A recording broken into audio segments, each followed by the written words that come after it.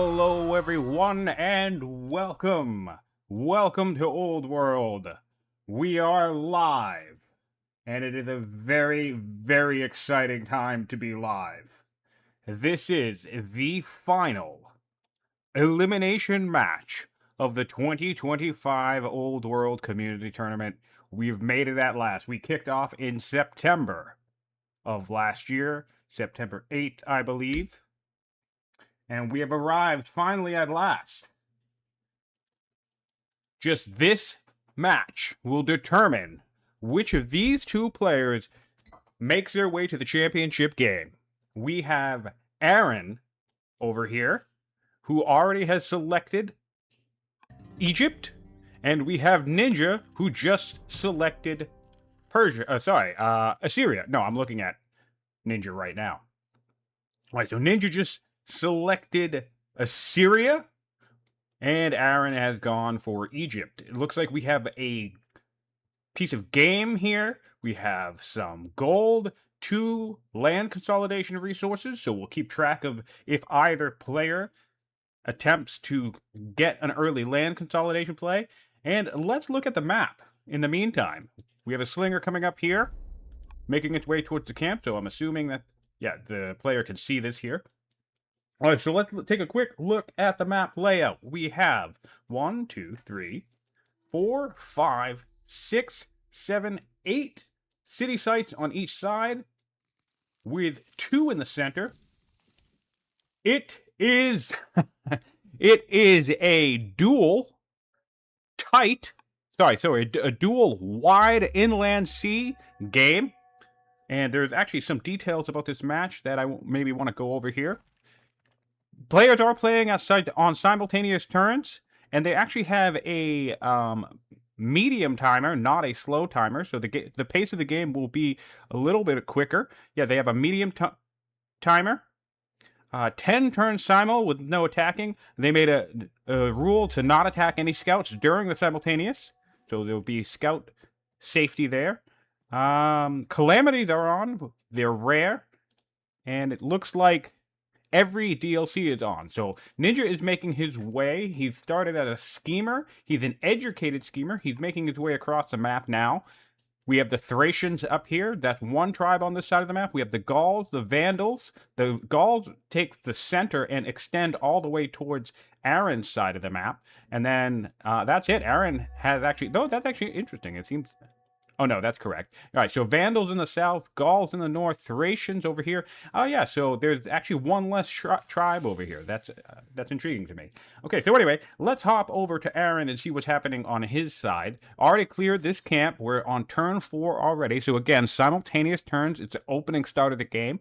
It's going to be pretty quick-paced. I'm going to do my best to keep up with everybody. So as we identify 2 wine in the cap, and I'm just seeing here now, there's 3 lavender and a honey right over here. So definitely going to keep an eye on who will be eyeballing land consolidation.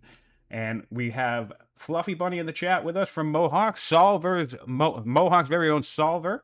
And I'm sure Soren will be joining us at some point today to take a peek. And just in chat, streaming with us. Because remember, we are live. If you're watching this after the fact on YouTube on a different day, these are all streamed live. These are network games. We have a settler coming out. We have a judge also. Aran has a judge. Both players went educated. The judge versus schemer. I really like this matchup. I think the judge is a very interesting play here, and definitely has some strength going up against the schemer. Not obvious ones, but I think Aran going Egypt here, going judge, will probably expect a very strong timing attack from the Egyptians. Very quick for them to get 6 or 7 laws and churn out their units. So we're going to be keeping track of culture for the Egyptians. That's another great reason that we have all of these culture resources around here. In fact, I'm going to call attention to this right now. We already halfway to develop culture, and we achieved that specifically because Aran has taken the time to ensure that he harvested all 4 grove resources. This is one of my favorite things to do on a map that has a grove spread such as this. No real reason not to just get yourself to developing culture very quickly. Some advantages that gets you: you get an early event, you can rush from the capital quickly. He has a judge there, so he's going to want to look to do that as quick as he can. He does have the 2 scouts and the extra 2 orders from riders that enables this ability to kind of like spend this extra time stopping along the way, harvesting these resources. So I'm really loving the use of the harvest mechanic here. Very synergistic strategy with a judge, ruler, and a capital. Get it to develop as quickly as possible. So really glad I caught that early on. Ninjaa, in his classic fashion with a schemer, is already halfway across the map. On the other hand, that's one of the trade-offs, of course, that you make by stopping to harvest all these units. You know, there's an advantage here, but also, like any strategy game, there's trade-offs with everything. So Ninjaa, on the other hand, has crossed this center side of the map, and he will start getting a couple of these landmarks. I'm sure he'll discover Campadino Plain before Aran does, and possibly even Arax's River if he decides to maybe force march that. I'm not sure he would. No, it looks like Aran's going to get there now, so that's good. The first player to reach a landmark gets 2 legitimacy for finding the landmark, and the second player gets only 1, so there is an advantage to being first to the landmarks. All right, hello everybody. Hello Windswind, Boldus, Magnus, and Pure Luck. The question is it a wide dual side? Yes, it is wide inland sea dual. There's 8 city sites on each side of the map and 2 in the middle. We have the Thracians, lots of Gauls, and then the Vandals down at the bottom. So no horse tribes on the map, which is interesting, and a lovely result of a change that Mohawk made. Looked like we already had an event that pillaged one of our camps in the capital for the Assyrians. I don't know why, but every time the Assyrians are in the game, I always forget what their name is for some reason. I think I did that one time. I was commenting a different game. I kept calling them the wrong thing. All right, so Ninjaa is cleared his second camp, and he did so without...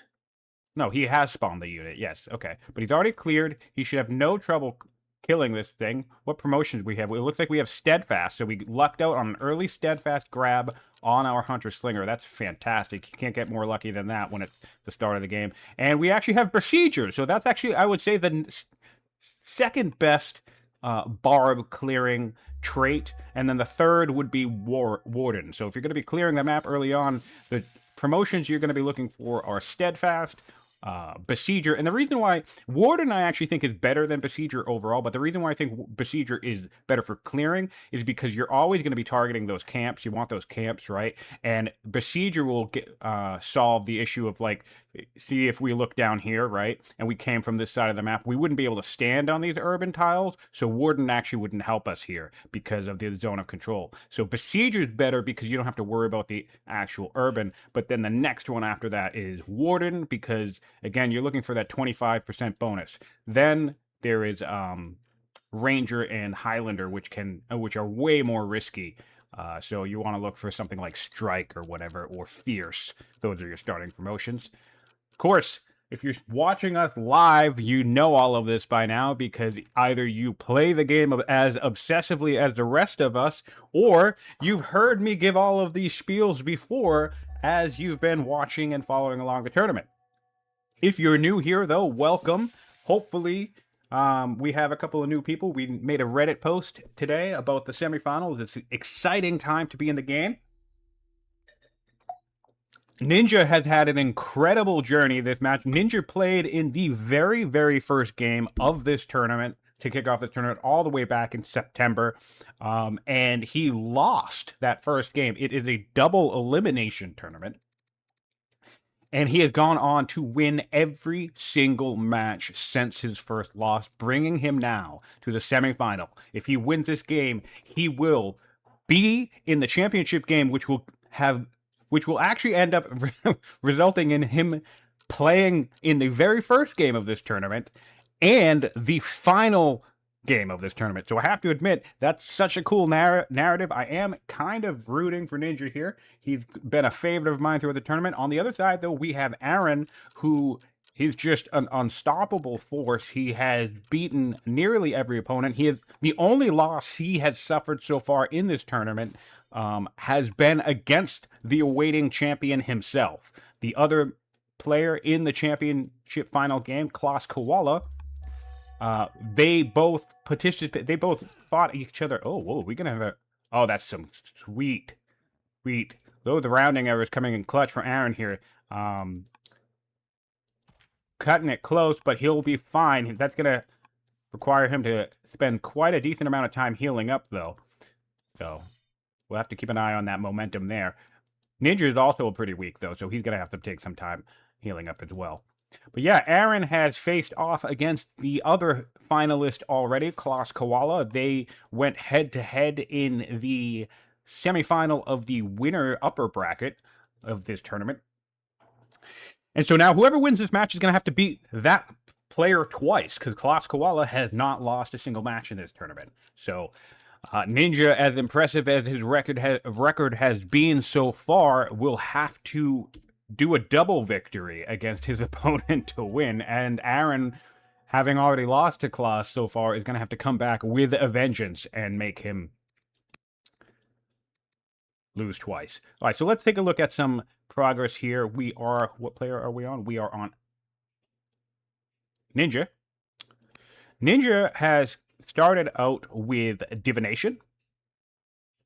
He has clocked the value of land consolidation. Does not look like he's going for an early combo. The map is small enough, and the Assyrians are strong enough that an archer rush could be particularly brutal. Get that ballista card. We haven't seen a play like that since the beginning of the tournament. We saw the combo ballista rush from Assyria happen a couple of times early on in the tournament, but then honestly, Assyria hasn't seen a lot of action through the mid half of the tournament. Lots of Carthage. As far as I know, neither player has banned Carthage. Aran did get first pick, and Ninja got pick of the map. And yes, these are not actually rounding errors. I just call them that because of the way the combat math works. It's very intentional. It's very mathematic, and the Mohawk developers would love for you guys to know that they are not errors. That is just my loving name for them, because they are annoying as hell when you're trying to kill something and you only have 1, 2, or 3 HP left. So I call them rounding errors. Yes, but Assyria saw a lot of action early on. Egypt has been in a handful of games themselves. I think about 4 or 5 games. And honestly, I think one of Aran's best games of the entire tournament, damn near a flawless performance, was with Egypt. So high expectations there. Ninja, I don't believe, has played Egypt yet. In fact, I think Ninja has played a different faction in every single game so far, if I recall. Someone will have to double-check me on that, but he definitely doesn't seem to stick to a particular favorite. In fact, he must have run out of of nations by now, because I'm pretty sure he's played in 9 or 10 games. The only faction I don't think he's played yet has been Carthage, which is funny because of the power of Carthage and the reputation that they've gained throughout the tournament. All right, so let's look at the tech path for our Egyptian friend. We have found sages, and let's look at wonders as well. So let's kick off with wonders. We have the Oracle and the Jurwan, so this is a fantastic Jurwan location. I would not be surprised if this is the goal for Aran here. He is Egypt, so he starts with the extra stone. Very, very achievable for Aran, and this would just be the perfect location. He has his sages set up, and this is all lush tile around a volcano. It really, really, literally doesn't get much better than that unless all of this were flatland. So that's fantastic. We also have the Yaz in the game, a personal favorite of mine. The Oracle, Necropolis, Ishtar Gate is a good one. The Jebel, always very powerful. The Apadana, which is pretty solid, but might not be that important on this map because it's a little bit smaller. Although there are plenty of city sites. There's 8 city sites on each side of the map. 3 down in the southern side, 2 in the core. or 3 in the core, and then 2 up top for each player. Then there's 4 in the center. So we're going to be keeping an eye on who secures the center. And I'll go back to recapping the wonders right now before I go on to the everything else. We have the Acropolis, the Museum, always a strong grab. I would not be surprised to see Aran try to get the Jebel and then build up into the Museum next. We're already in developed culture in the capital, which is great for our judge here. We'll see him rushing out an apprentice acolyte already, and he can run all the way up to elder if he wants with his gold. So that's going to be a nice solid boost in early game science for him, and one of the synergies of the judge here. Obviously the judge starts with no general base science, but he did give himself educated. Looks like he's acquired timid, probably from an event soon. I don't do the best of keeping track of events, by the way, so we're just going to wing that. Yes, the Labyrinth. The Labyrinth is an event that gives you a couple of unfortunate choices, and one of them sticks you with timid, so that's probably where he got that. Yeah, right there. He got lost in the Labyrinth. See, my encyclopedic knowledge of this game is shocking even to me sometimes, because, like, there's no reason why I should just know that, but apparently I do. So anyway... Yeah, really strong synergy with the early judge here. Unfortunately, that he did get timid, because that can negative traits can trigger some unfortunate events sometimes. And he's bringing in clerics. Okay, so we have a riders, we have sages, cleric third family. Ninja went double hunters into patrons, which I personally love. I love the patrons grab here. Patrons gets a bad rep in my opinion, but it's a fantastic family. Personally, I love it. And yeah, so we'll see what he brings in next. I would not be surprised if he brings in champions, or he could choose not to. I would love to see a double hunter, patrons, and then clerics as well. No reason not to do clerics. I would not be surprised, however, if given this location, he brings in yet another hunter's family. In fact, there would be another hunter spot down here. He's going to get amazing potential from hunters on this map. Really, truly amazing potential from hunters. And over here, we have lots of fish, so lots of growth here. That could be a nice cleric location, or another patron spot, even though... actually, there's precious right here. So this would make a couple of good patron spots, decent culture boost throughout the map. Pretty barren center. We do have an island... a double iron island situation. It would be really interesting to see if someone could settle this site and get their border up here and secure one or both irons. There's also horse up here. That's a very interesting island. We have the Arabian Sea, Red Sea, the Jam Sea. Our neighborhood-friendly jams. Oh, right. Aran is doing my favorite thing in personally naming all of the landmarks, and I love this one, Mount Frederick. Frederick is a personal favorite player of mine. I've learned everything I know from Frederick, and I actually just had my first conversation with him the other day in all of, privately, I mean, in all of my years of playing this game. And we have the Jerwan Aqueduct being built right outside Mount Frederick. Very, very apt location for this monument, because Frederick... knows everything you could know about the game. He has such a keen insight and a sharp strategic mind for this game. So if you're ever on Discord and you see Frederick talking about something, pay attention, listen up, and take what he says to heart, because really most of my strategies, tips, and insight over the years kind of flowed downward from paying attention to him. He doesn't speak nearly as much as I do, but when he does, it's worth paying attention. All right, so we're making progress clearing this camp up north. We actually have a better tempo here on the... quite a bit better tempo on Ninja, but that's unsurprising. Ninja has very explosive openings, so this is kind of him staying true to form, going heavy on workers, heavy on settlers. He did get himself a second slinger, which I greatly appreciate, and so his clearing momentum is pretty solid now. Aran, on the other hand, is getting a slinger now. I really like this, though, because he's getting a slinger in the capital, which is a bit unfortunate. You usually want to, have your capital churning out settlers or whatever if you can. However, I like that he was able, because of his strategy around culture rushing, he was able to, and the fact that he's a judge, he was able to slot in an acolyte real quick. And I wouldn't be surprised if, once this shrine is finished, if he pauses this slinger for one turn and actually a judge rushes this acolyte as well. How much time do we have? Oh my god, perfect synergy, right? We have 4 turns on this shrine and 4 turns on a settler. So that will be peak efficiency. Get 4 turns into this, judge rush out as acolyte, and go right back to the slinger. Of course, his clearing time is going to take a hit there, and that's going to be a bit worrisome when you're up against a powerhouse like Syria. All right. We're going for Polis now, so I'm gonna assume that both players are clocking a land consolidation rush on this map. Makes sense. We did get early navigation. Oh, it looks like we saged into navigation. That is a huge grab for the Egyptians. Huge grab for Aran here. Not only is it going to be a great law that you want, and you are a judge, so he can continue to hold court as his training ramps up, and he can enact this on a quicker time frame.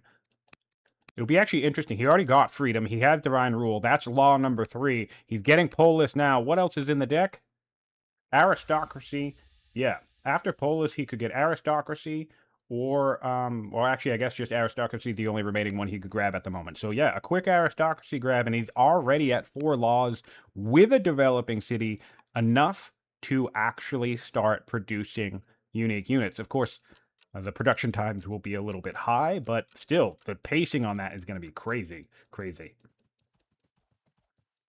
Egypt finally headed out to the center of the map. Let's take a peek at how they've explored the map so far. So Egypt has half this side of the map explored, and the top half, he's making his way across the top half. And just to show you how explosive Ninja can be, especially with that schemer opener, right? He's Ninja has almost the entire map completely revealed at this point, comparatively speaking.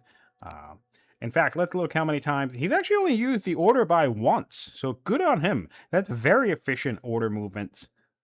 He has also adopted a child. We have, oh my god, look at this. Adoption, man. Schemers. I'm telling you, it's not a bad ability at all. I think people slept on this for a long time. I forget who was talking about that recently. I think it was Alcaris or maybe Filthy. But they were talking about how one of them was saying how they didn't realize how powerful this ability was. But check this out. It was extravagant, not ideal, but we have a humble, witty scholar. 9.6 science from the scholar already. So we're making 45 science per turn just from our characters. We're definitely going to make sure we secure something like land consolidation as quickly as possible, which we do have targeted. So that will make sure that our science kind of relies less on characters after the fact. We do have a shrine up in the capital. We have another barracks. Both barracks coming down in the capital.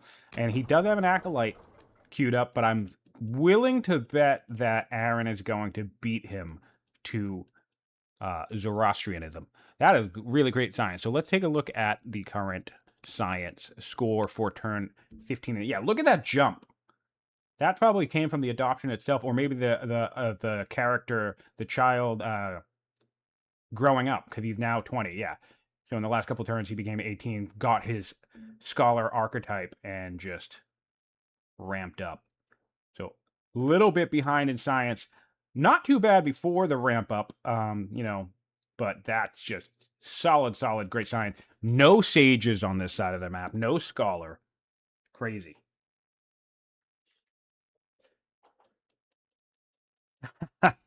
Yeah, all right. Chat's acknowledging the grossness as well. We have 8 wisdom air on turn 15 is sickening indeed. Yep. All right.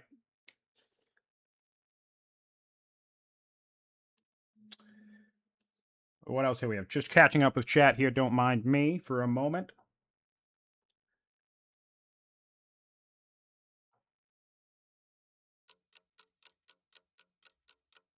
Yeah, all right. We're all caught up. Thanks for being here. There's 26 of you in the chat. right now. 26 of you watching live. I appreciate you being here on this Wednesday morning, evening, or afternoon, depending on where you are in the world. It means the world that you're joining us with me now. I'm just so happy that everybody's been stoked about this tournament. For me personally, my favorite thing about the tournament is less the competition and just the fact that we're all talking and playing about the game and sharing in our joy about it, because I just love this game. I think it's one of the best games ever made. We have another patron city coming down here. Do we have double patrons? Waiting on... Is he going with a forward champ settle, I suspect? Maybe gonna... He knows the map, so maybe he's gonna, like, come out here and plop a champ city. Because this looks like a... This would be a shame to not put hunters up here. Or maybe he'll do champions right here, or champions out towards the center. I would not be surprised if he maybe puts champions towards his opponent. He really wants that... production boost. Sorry, had a brain hiccup there. Really, really great science now. 46 science. 2 literature, like the literature. Did he send... Oh, and he sent... I love this. I love this micro here. He sent one of the literatures to the capital. And he said, oh, both? I love this. I love this play from Ninja. And this is a nice bit of little micro here available from the patrons double settle. Not necessarily sure it's worth the double settle, because you are still eating not enough family seats discontent. So the discontent evens out. However, you are getting the extra culture. So he's doing it clearly for the culture here. So we got 2 patron settles, and both lit sent directly to the hunters' seats to ramp up their culture. He's probably thinking about his unique unit timing and things like that. So that's really nice, interesting micro there to catch. I'm trying to dig deep into things like build queues so we don't miss some interesting decision making. Like, I'm going to try and come back here next turn, if I can remember, to see if Aran decides to micro this apprentice in immediately. Coming down here with just 1 warrior, we're going to want to hang back from that, because we are not in a position to clear that camp just yet. So, yeah, still a little bit behind on momentum. We don't even have another settler coming out yet either, to be honest. So that's going to be interesting to watch out for. He's going to be quite a ways behind on his settling temple, but that might not be the end of the world, you know. Tall play styles are viable in this setting. You know, he might run out of room pretty quickly, but as long as he's really efficient with his setup, you know, with building up his empire, and we know Aran is efficient, then it should be fine.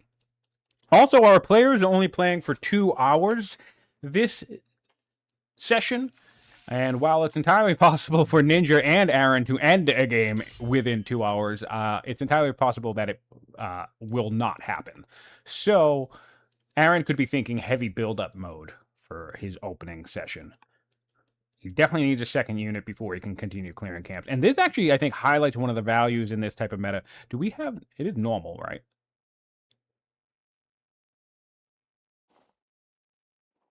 I can't see. All right. This actually does highlight one of the reasons why you want to get that second military unit early, though, because, I mean, neither nation is a champ nation, and Ninja is already making progress towards another camp, because it's just so much easier to clear with even as little as 1 extra unit. And then the longer you delay, right, the more likely camps are able to fill up. And then once you hit turn 30, right, that's when the raids start happening. Second pick for the nation. Question from chat: who had first and second pick? First pick was Aran. He chose Egypt. Second pick was Ninja, who chose Assyria. We have enact vassalage as an ambition for the Egyptians and 6 quarries. Both are pretty easily doable. He's a judge, so he won't lose too much by enacting vassalage before going to centralization. Typically, you don't normally want to start with vassalage. You want to do it the other way around. You want to start with centralization and then head in to vassalage later on in the game. But as a judge, his cost for switching is not that big a deal. And I think I'd take that trade. I think I would spend 100 civics just to get an extra early 10 legitimacy. That's a pretty easy ambition. Assyria, on the other hand, does not have any ambitions yet. That tells me he's probably been declining ambitions, which you can do. Normally, you are offered experience in return, not a lot, about 20 or 40, depending on the event.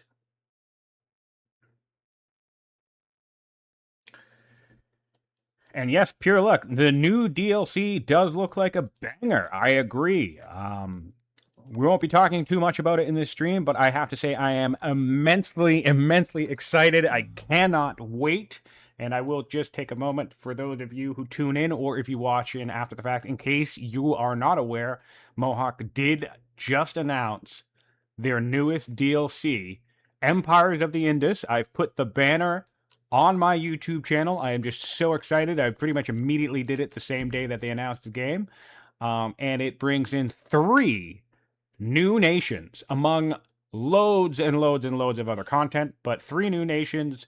I'm probably gonna butcher the names, but we have the Mauryan Empire, the Uazi, who formed the Kushan Empire, and then the Tamalakam.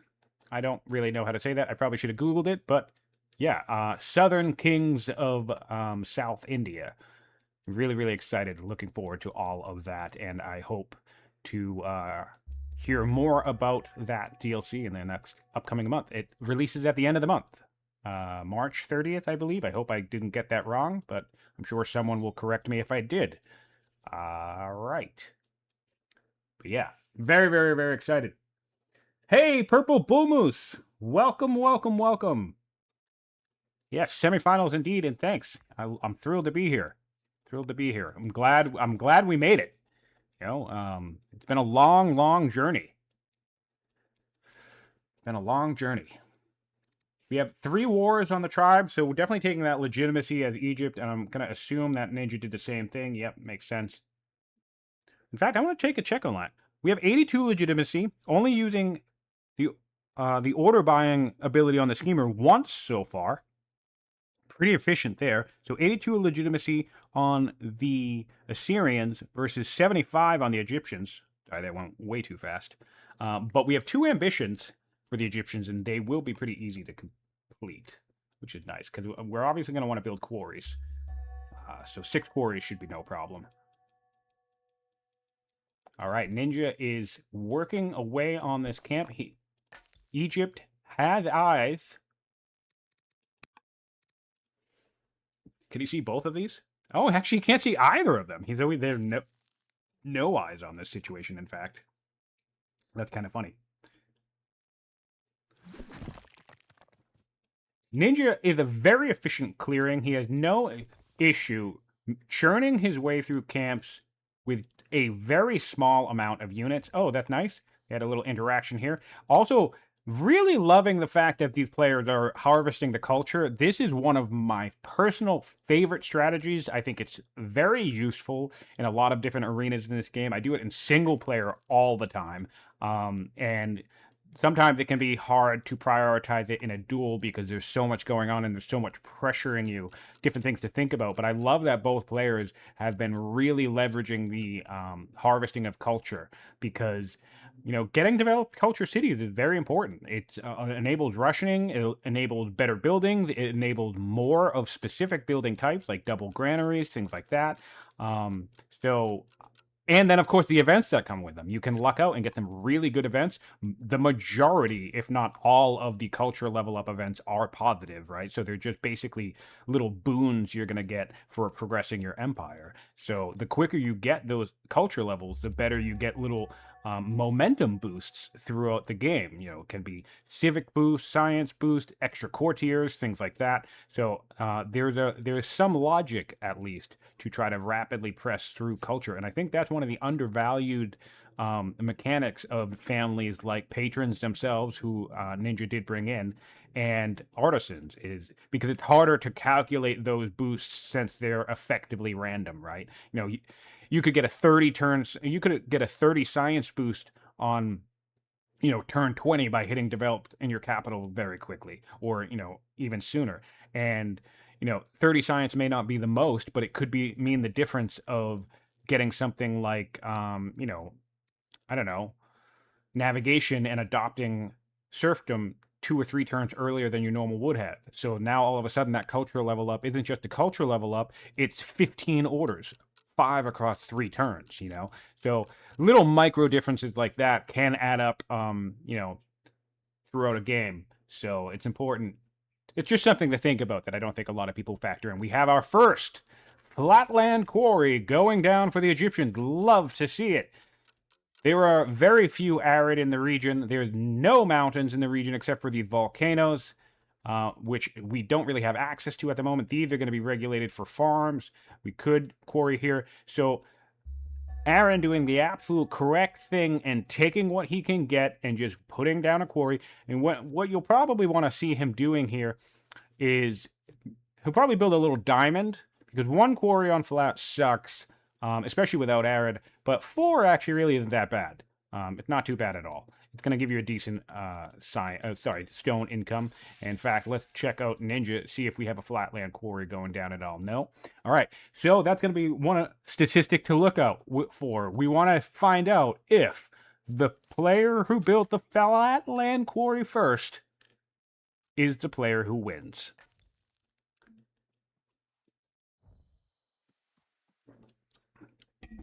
Take your bets now. Or place your bets. I don't know. I can't speak normal words. We have sovereignty. Sovereignty for the Assyrians. That's nice. Honestly, as great a grab as the navigation is, this is probably one of the most perfect grabs you could get as Egypt. Phalanx is pretty solid too, but you don't necessarily need that too early, although it would help with clearing, because you could just upgrade your warrior. That's actually not that bad. Drama would be fun. Get that free settler. Military drill. Oh, wait, no, we don't start with trapping. My bad. Yeah, so navigation is a really good grab, and I think it's great for Egypt because of the science boost that we're seeing on Ninjaa's side of the map. It's really nice for Aran that he's got the best role, arguably the best role he could get for his Sage's output, because he's got some catching up to do science-wise. He's at 22 to 44, so exactly half his opponent's science rate. Of course, he can expect that. He can predict that, you know, looking at your opponent being a schemer. He also, through looking at the tooltips, for those of you who are unaware, you can do a little tooltip hunting. If you're Aran, right, and you hover over here, you can see your ruler. You can see this. It says 9.6 science. So you know that your opponent has plus 9.6 science. And then when you go over the tooltip, you'd look at this. You'd see, oh shit, my opponent also has this crazy scholar for 7.2 science. So Aran has all of this information. He can do the math. He can find out that his opponent, from characters alone, he might not see the governor thing. He might not see this one, but he will see the global. And he can do the math, and he can know that from characters alone, Ninjaa has as much science as his whole empire does. So that is something to be mindful of if you play multiplayer games and you duel.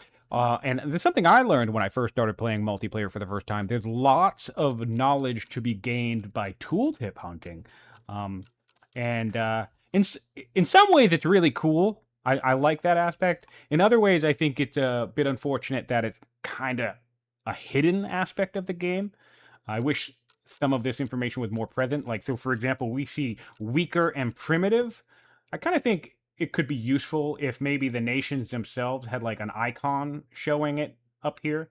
Maybe you get the strong, you know, the, we used to have, what was it? We had icons that was like a flexing arm and then a broken shield. Maybe use those icons to indicate, you know, stronger and weaker, things like that. Just because, again, it's a lot of it readily available to the players, but unless you're specifically told about it or you come across it yourself organically, it can be hard to realize that you can gain an advantage from looking through those tooltips. Yes, both players, I think, have clocked land consolidation. We got Polis into administration, and now we're doing forestry.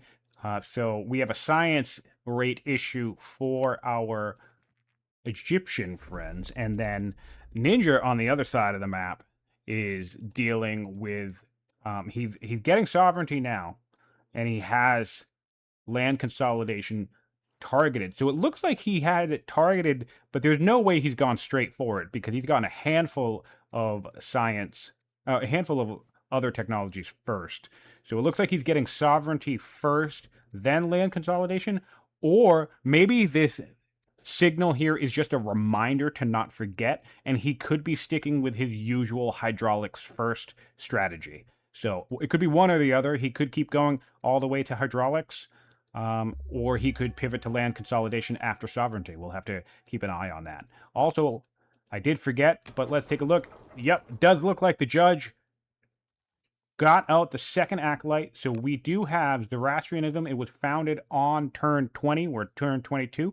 So I missed it a couple turns ago. But the only way that this would have happened is if he did immediately slot in the acolyte and rush it out. And we have our slinger. We have a general lined up on this character. What do we got? Ooh, nice. We'll do some solid damage there. And we have our first raid. That seems a little early. What tribal strength are we on?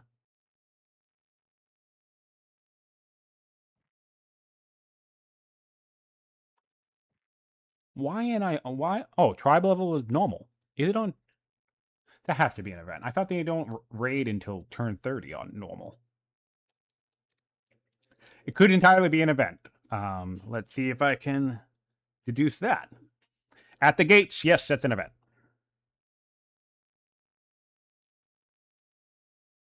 I believe that's an event that triggers a raid. Okay. That makes sense.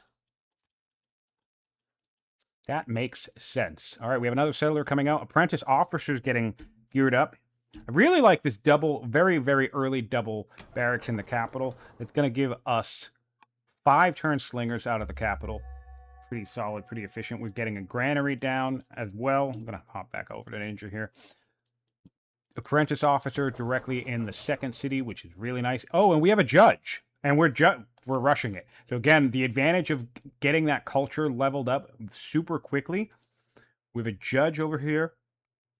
That's just amazing. An affable judge as well. So in a couple of turns, we're going to have double officers. Just the efficiency coming out of Ninja is incredible. Aran has his work cut out for him. Ninja is such a strong, efficient player. He's just like watching a computer play. But on the other hand, Aran's strength is that he's steady. Aran plays a very steady, strong, capable game. So I think this could be a situation where if the game goes long, it could start very easily in Ninja's favor, looking heavily favorable toward Ninja. But the longer the game goes on, I think that advantage could shift towards Aran, especially with nations like, with families like clerics in the game. So it'll be interesting to watch that tempo as the game progresses, because really, I feel like Ninja could win this game in the first 80 turns or so. But I think if this game goes to a long match, like 120, I think the tempo shifts to Aran.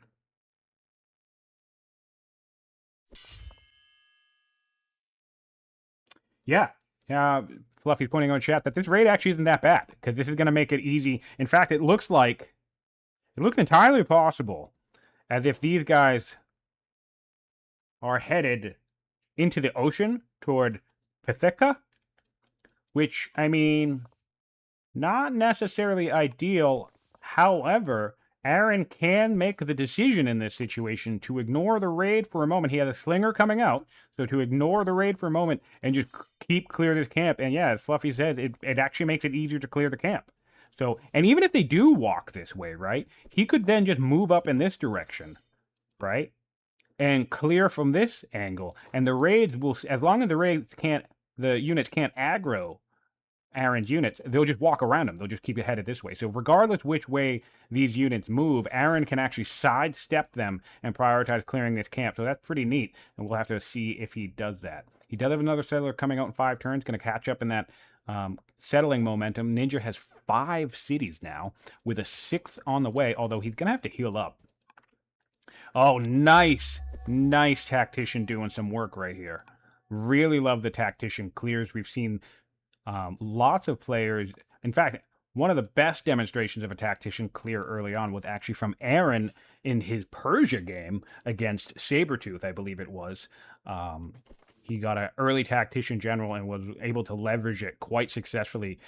It's a little luck based because you never know how many units from the camp are going to be melee units. But if there are melee units running around, this can kind of double your clear speed because it's a free attack every turn.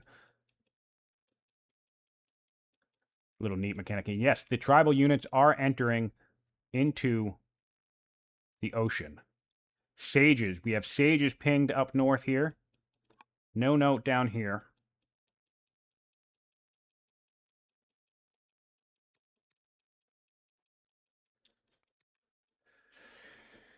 Had the time wrong. What did I miss? You missed rapid expansion from Ninja in classic fashion. Working towards our 6th city now. Gonna need another unit. He's got another slinger coming out. And all right, we have 2 specialists down already. He went interesting. He went for the apprentice. I would have guessed he would go for the acolyte, I mean, and I would have expected he would go for the officer. However, I guess since you're going to be able to do both in the next 2 turns, it does make more sense to do the culture for now.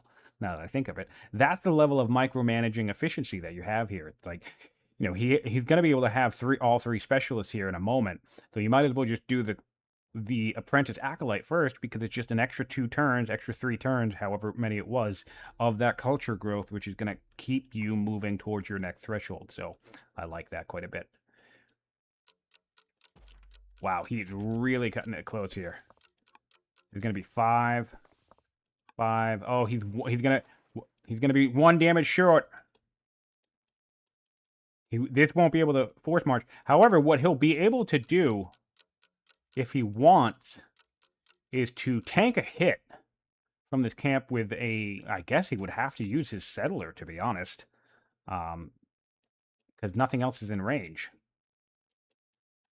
The scout's too far away.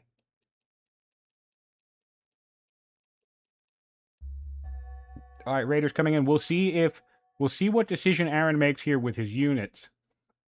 Does he opt to come back and defend, or does he opt to take the opportunity to clear? If he chooses to clear, he will clear this camp before another unit spawns.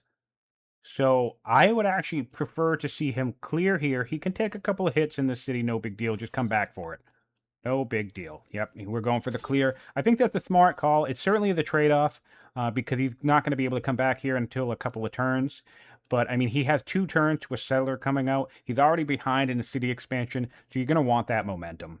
You're going to want to keep that momentum up. No problem with just...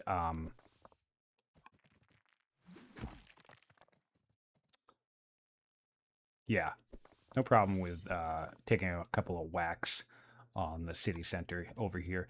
It will probably delay this by 1 extra turn, but it should come out on its own, even without Aran needing to repair it. And that's another type of decision that you're going to have to be forced to make in sometimes in these games is, you know, do I trade a couple hits on a city for some forward expansion momentum? You know, and I like that tactical decision here. We have Civics Boost coming out for Ninja. It's going to be a turn 26 Civics Boost. Going to get us 2 more laws pretty easily. Or a wonder if we want it. Running council until the next citizen gets born. And we're building... oh, see, fascinating. Fascinating. We're building a garrison here. I actually think... so, he's building the garrison here because he doesn't want to delete the Grove. But I actually think I might have deleted the Grove in this situation. And the reason for that, the Grove is going to be an extra 50 culture. I mean, yeah, would be trading that science, but we're going to get the extra 0.2 orders per turn, would collapse the borders. I mean, I definitely think it's not the wrong decision to save the Grove here. at all. I think this is a very good, wise decision. But knowing me personally, I probably would have just deleted the Grove and get an extra 50 culture. Oh, and we have a rebel. That's so annoying. That's literally on the turn we would have been able to put a specialist in that city next turn. And we have a wildfire, so there's trouble in Assyria. Big wildfire covering this whole forest.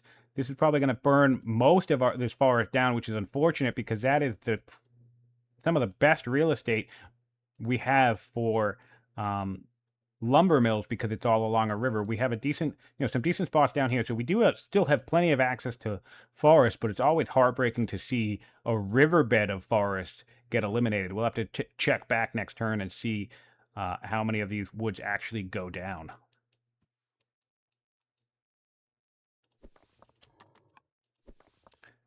Right, he's taking his time clearing this camp.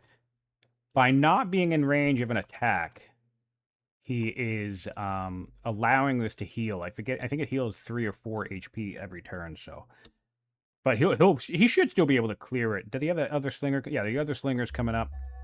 Yeah, he'll be able to clear it this turn. Forestry in 3 turns from the Assyrians, and then we're going to be off to the races. Once he gets land consolidation on this map, I mean, he's going to shoot up to like 100 science. Super, super fast. Made some progress over here. Aran made some progress over here clearing the camp. He's also almost done with his Sages complex, with his Juron complex. I am going to check on the science rate once he finishes that up. And then, yeah, he's going to be a nice spot. He's going to have a settler coming out for this site next turn, and then a settler coming out for this site down next turn. So he will be caught up with the Assyrians. Should be nice. Oh! No, he's not going to lose. Ooh, very close to losing a unit, though. Well, peak efficiency right there. Really taxing the health of his units, but just trying to keep himself moving at all costs. Will he bring in his 3rd family? You could argue to put patrons here. Nope, we went for champions. All right, I don't hate it. I do not hate it. This is going to be a centrally contested zone. It also is along the ocean, and it's kind of tucked away in here, so you're going to have no issue producing ships from Quatna. I could have seen this as a viable location as well, but we haven't expanded in that direction, so it's better to get the city down now.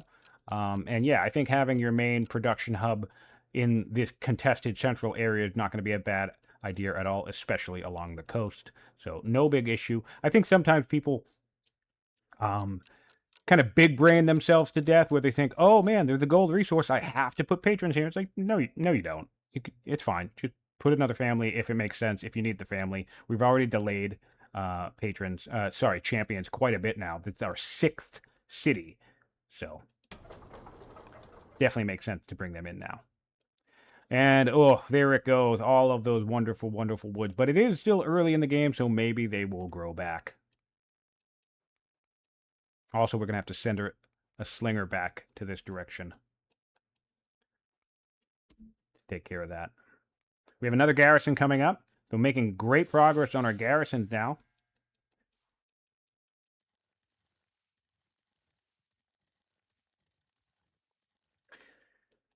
Oh, hello, Algoris. City site count on the map, I believe it's 8 on each side, 2 in the center, so that's what, 18? 18 sites? 1, 2, 3, 4, 5, 6, 7, 8. Yep. Oh, 9. 9 on each side, 2 in the middle, so 20. I got that right? 1, 2, 3, 4, 5, 6, 7, 8, 9. 9 on each side, 2 in the middle. So it's actually 20. I got that wrong earlier. It's not 18. It's not 8 on each side. It's 9 on each side. 2 in the center, so 20 total. Aran, Ninjaa has 6 sites settled. Aran is going to be settling his 5th site next turn. And currently we have 60 science on Ninjaa's side of the map to 23 science for Aran. Just explosive opening from Ninja. Classic explosive opening. Relatively even on orders here. Military score favors Ninja for now. He has an extra slinger, I believe, over his opponent.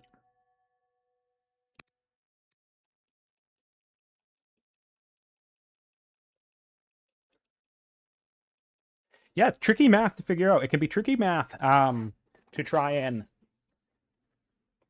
be efficient with your the health of your units as you're clearing early on. You can end up. In fact, even I myself just recently was playing a duel. Actually was against Aran. My last duel against Aran. I actually lost my starting unit. And the trick that gets me all the time is I always forget that the 1 damage counterattack.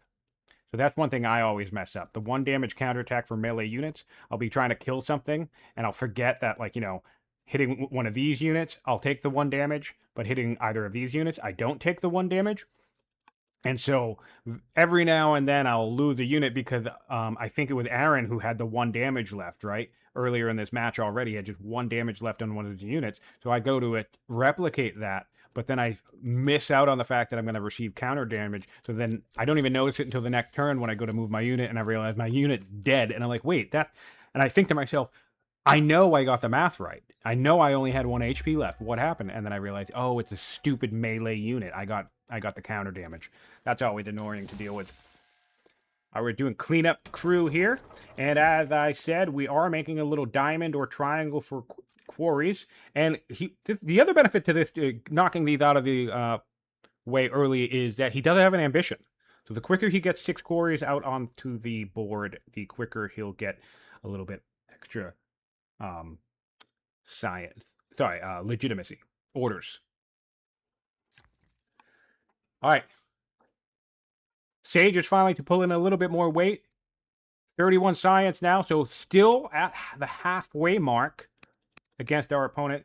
31 science to 62, exactly the halfway mark. So not the end of the world, not completely insurmountable. Of course, Ninja does have a 500 science lead, so that's a couple of tech lead through the tech tree. And the big issue for surging so quickly on a map such as this that Aran's going to have to face is the fact that it's going to cascade. It's all momentum. It all comes down to time, because the quicker both players get forestry in 2 turns, right? In fact, oh man, yeah. So both players get forestry in 2 turns, but Ninja has the possibility of drawing land consolidation on the very next turn. It could go into his deck, his discard pile, and technically we're going to draw 1 more new card next turn when we draw. So in theory, we could actually draw a land consolidation next turn. If we go on the other side back to Aran real quick. Oh, we actually have a more likely chance of drawing land consolidation for Aran. So that would be a big win for Aran. If Aran can draw land consolidation next turn and just grab it, he'll get a little bit of a head start on that technology. And that'll help him catch up a little bit. Of course, Ninja will still climb ahead once he gets it, but that wouldn't be too bad. That would be some nice luck. Yes, Alcaris, you missed the fact that we have a 9 wisdom heir that was adopted. Oh, we got another boost now. So we have a humble, witty scholar. He was humble and witty by the time he was like 18 years old or some shit. And he just got Mysteries Initiate for another plus 1% science. So, and then he's got 5 charisma. So, I mean, this guy is a monstrous heir. Really flexing the schemer adoption situation here. And, yeah, so his science, he has, if I do the math here, 14, 15, that's 15 science from the ruler, and 8, yeah, he has 23 science coming just from his ruler and his heir. So that is almost as much as the entire science of Aran's nation. Very, very strong opening fortune for Ninja. Another settler coming out in 1 turn. He's not near clearing anything. He has to clear with these rebels. Do we have rebel chance in here? Yes, we do. It's 10. Why? Politics. Politics is pretty bad. Okay, we got a divorce. Paganism hates us. Estranged. Foolish versus... Wow. Oh, wow. I never noticed this before. You get a double hit.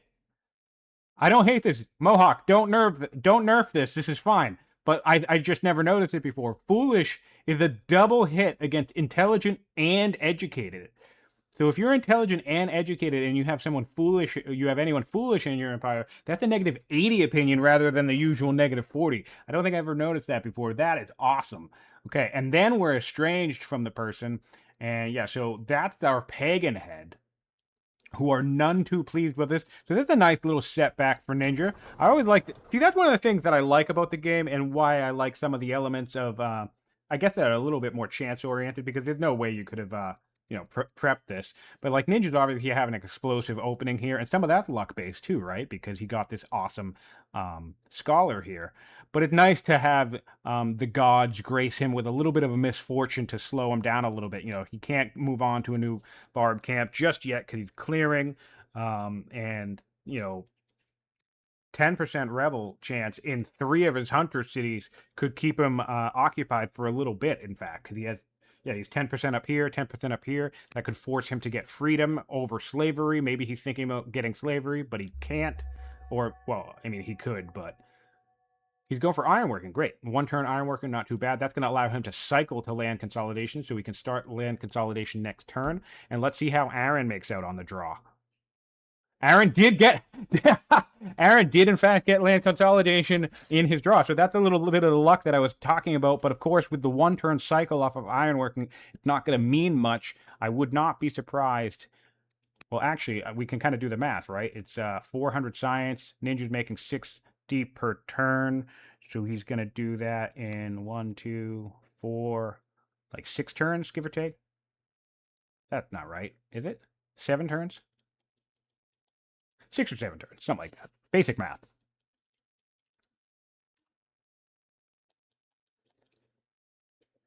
We do have a settler out. We have more slingers coming. Honestly, Fluffy mentioned this earlier. I actually think land consolidation is great and all that, but I think we have such a strong potential to just build a shitload of slingers and go, chop. Because you build a bunch of slingers. This is why I love chopping so much. This is why I love burning down the forest. You build a bunch of slingers, right? Step 1. So get yourself like 6 to 10 slingers, maybe 12, right? Step 2, you get composite bow. Get yourself your ballista with your crazy science, right? Step 3, chop this entire forest and upgrade them all. You don't actually need a wood income if you end the game in 50 turns. Like, it doesn't, like, everyone will be like, oh, well, you'd be negative 20 or 30 wood. It's like, yes, and that would suck if the game goes 100 turns. But the goal is to make it not go 100 turns because you sent 12 archers at your opponent inside of 30 or 40 turns and they just fold. Oh, it looks like we lost connection to the server. I'm going to have to check in with our folks and see what happened. Hopefully I'll just reconnect shortly. If not, I will ask for a... Ooh! I never noticed this disconnected sign before. Is that new? If so, good job. Thanks, guys. Ninja wrote that he's lagging. He's rejoining. Okay. Actually haven't been paying attention to the chat. Also, my least favorite thing about the fact that the observer can no longer interact with chat is that I don't know how to bring the chat screen up anymore. And frankly, I think that should be an option. I think the, especially when you have passwords for these games, I think players should be able to allow observers to chat with them, because I think as a commentator to these types of match, it would be really handy to just be able to chat with the players in the game directly, to be totally honest. So if there was a way that we could get a setting that could enable that, that would probably be fantastic. But no big deal if not. All right, we're getting apprentice acolytes, apprentice officers. So this is the other important thing, right, that Ninja's so good at that I want to talk about. Oh, it is new features. Good job, Solver. That's awesome. That was so helpful because I'm always confused. I don't, it's happened to me a handful of times. One time I was talking for 5 minutes because I forgot that I disconnected. So I certainly appreciate the heads up.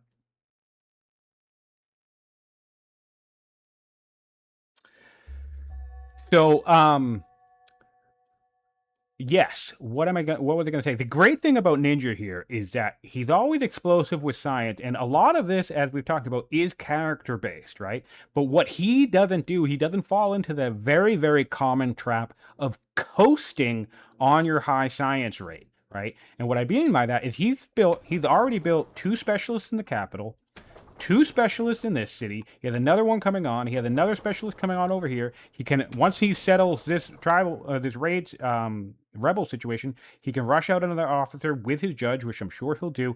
So he's building himself a foundation of strong specialist-based science. And the reason why that's important is because in fact, oh my god, his schemer is ill. His schemer can die in 2 turns, and that's going to be a 15 science cut. Of course, he's going to get Scholar on the throne, who's insane, so not a big real issue there. But the point is character-based science is exceedingly strong. That part is true, but it's also highly volatile. There's nothing more annoying than losing your schemer 20 turns into a game when you're a scholar, right? When you were planning on rushing a particular key target. So when you have these high science-based characters early on, if you go for explosive science open, hey, 7 turns, I was right, nice. Then this is the type of thing that you want to do. You want to target a core science booster, so land consolidation one. You got portcullis, architecture, a scholarship beeline. That's another. You can hit scholarship in 40 or 50 turns, things like that. Monasticism, but on a map such as this is land consolidation all day, every day. So, you grab your land consolidation. That way, if you die by the time you get here or are close enough to it, you have a solid bedrock of science that's not tied to a volatile source. It's consistent. You've achieved that baseline. All right, let's go check on our man, Aran. Aran is building more workers, another settler. He has his clearing battalion up north, dealing with the remainder of the Gauls. Well, not the remainder. There's a handful of Gauls left, but he's trying to secure this opening here. I wouldn't be surprised if we see riders get put out here. There's a horse nearby. It's always nice to find riders. Ironically, even though riders can import horses, I still put them wherever there are horses because I kind of like try to fill every space that has a horse with a rider spot. That way, when I find a spot that I want to put riders at later on that doesn't have a horse, I can decide in that moment, okay, this is where I'm going to import my horses. Unless, of course, I'm on a timetable or something. We have clerics down here. A note for that. No note for any other thing. 39 science. Clerics putting in work. Sorry, not clerics. Sage is putting in work here. Really, really strong growth site. Assigned scholar. Okay, let's see if he remembers. He has the civics. Perfect. He has a scholar. A little bit old, 47, but not too bad. Ooh, and he can get more wisdom, which is quite nice. So honestly, as far as judges go, he's getting 10 science per turn from a judge. That's not that bad at all. 10 science per turn from a judge, from about 15 or 16 from a schemer. So, I mean, that's not too bad at all. A couple, I guess. That's not bad at all. Fluffy, lose orders on what? I'm sorry, I'm curious. I don't think I'm picking up what you're saying.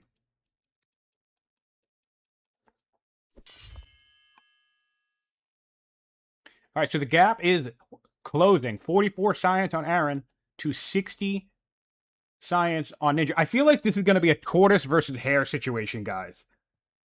30 of you in the chat, by the way. I'm pretty sure that's the highest number on stream I've ever had live. So I can't express enough how grateful I am to all of you for being here. The consistent people who have returned through during most matches, and any new people tuning in just for the moment.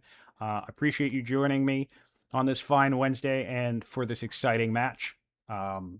It's just really awesome to have everybody involved. Sorry, I'm a little off my game today, unfortunately. I get so excited, I have trouble sleeping the night before these things.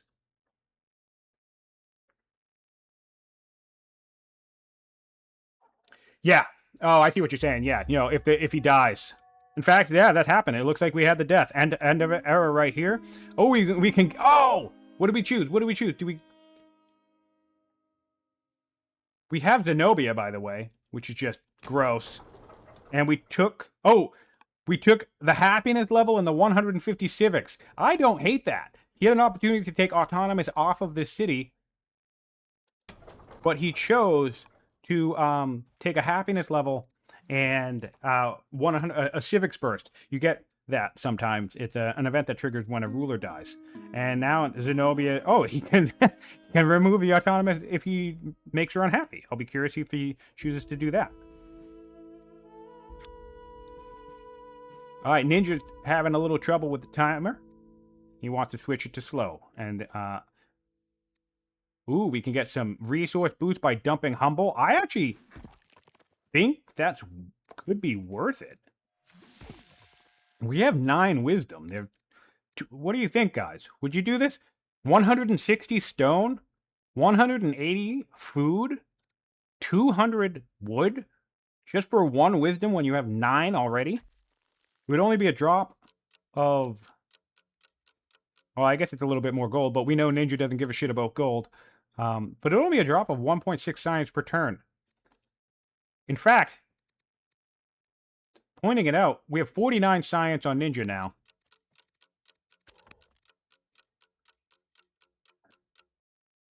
Oh, this won't update until next turn. So we'll check back on that.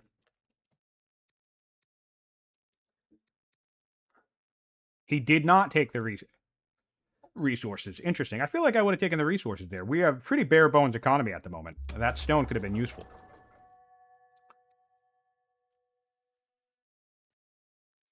Yeah. No, I think that would have been the play, because you have to figure it this way, right? This city, this is the way I figure it. We have no stone, right?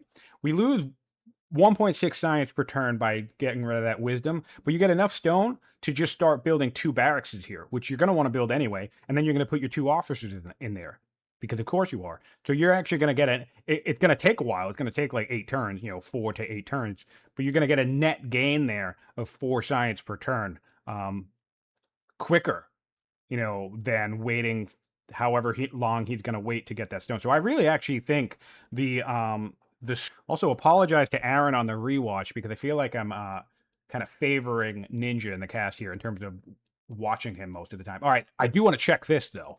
We have 61 science. I thought he went lower. Did that not update? It's 47 science to 46. So both players are absolutely even in science now. In terms of science generation, Ninja's opening boost enabled him to get twice as much science into the tech tree, right? But this is what I'm talking about that strong burst opener versus consistent long-term gain. We still have the judge on the throne. We can hold court. We're getting land consolidation. In fact, I'm curious. Oh my god. This is amazing. I love this. Ninja's getting land consolidation in 7 turns. Aran is getting land consolidation in 6 turns. So even though the schemer did put in works, the schemer this is the disadvantage that Egypt is sitting on. In fact, this is 120, 240, 440. So it's these 3 techs and probably another tech. In fact, I can tell you now that we've swapped. Wait, does Egypt not have administration? Where is it? This is Egypt. Yeah, so it's just these 3 techs.